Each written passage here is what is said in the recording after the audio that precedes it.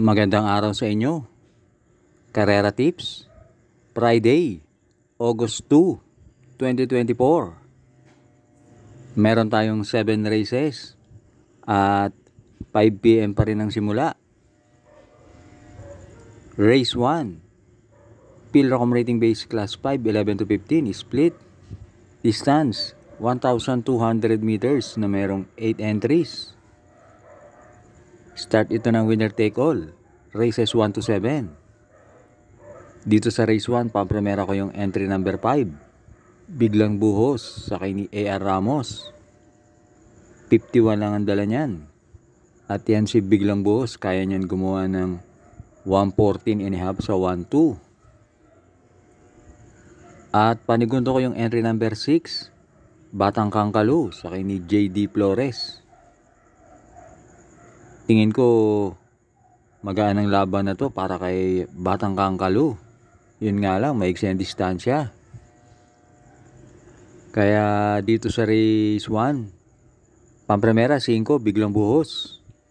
Panigundo 6, Batang Kangkalu.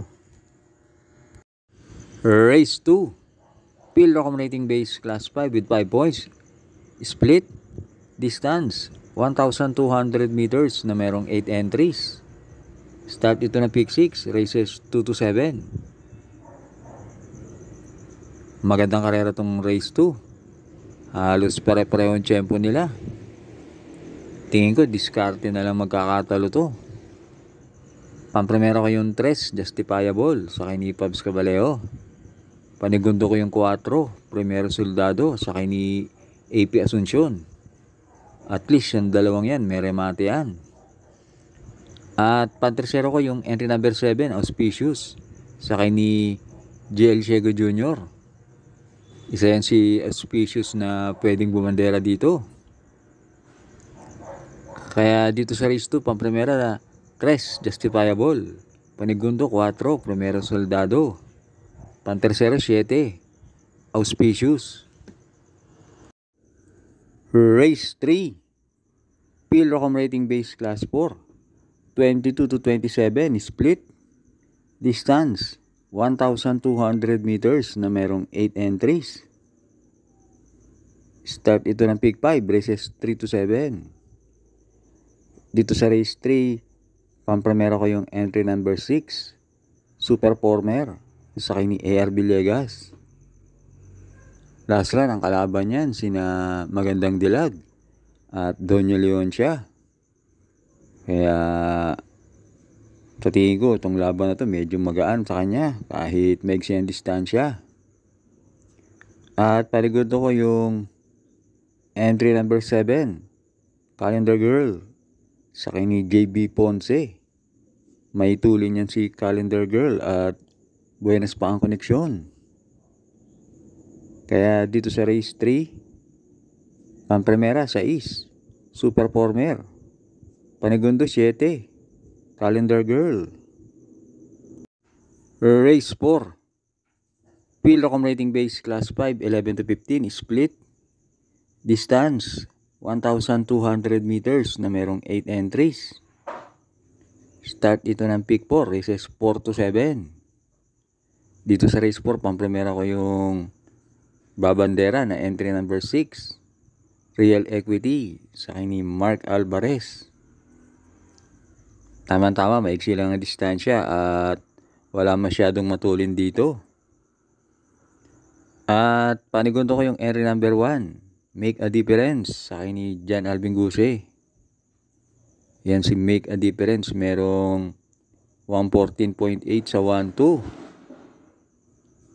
At pantersero ko yung entry number 8, Kalanggaman Island, sa kay ni JT Pabilik. Last run na tersero yan. Tinalo niya sa datingan si Mr. Brown. Kaya dito sa race 4, pampremera 6, Real Equity. Panigundo 1, Make a Difference. Pantersero 8, Kalanggaman Island. Huwag na huwag pong kakalimutan mag-like and subscribe. At maraming salamat sa mga bagong subscribers. Race 5 na tayo. Pilocom rating base class 4. 16 to 21 split. Distance 1,400 meters na merong 9 entries. Start ito ng huling DD1. Races 5 to 7. Dito sa race 5, pampremera ko yung entry number 6. Badabing sa kay ni James Torque. At panigundo ko yung entry number 4. Family Affair sa kay ni Opi Cortez. Yan dalawang yan, magkalaban din yan nakaraan. Pang-4 at pang-5 dumating yan sa karera na pinanalunan ni Jubilum.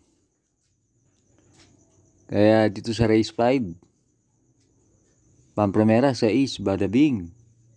Panigundo 4, Family Affair. Last double na tayo, race 6. Pilocom rating base class 5, 6 to 10 split.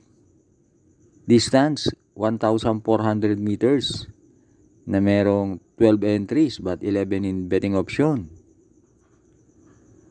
Dito sa race 6, sisingilin ko na yung entry number 9, Bohemian sa kay ni Jan Alvin Guse. Yan si Bohemian, merong 128 sa 1-4 at consistent naman siya sa kanyang mga takbo at binigay pa kay Jan Alvin.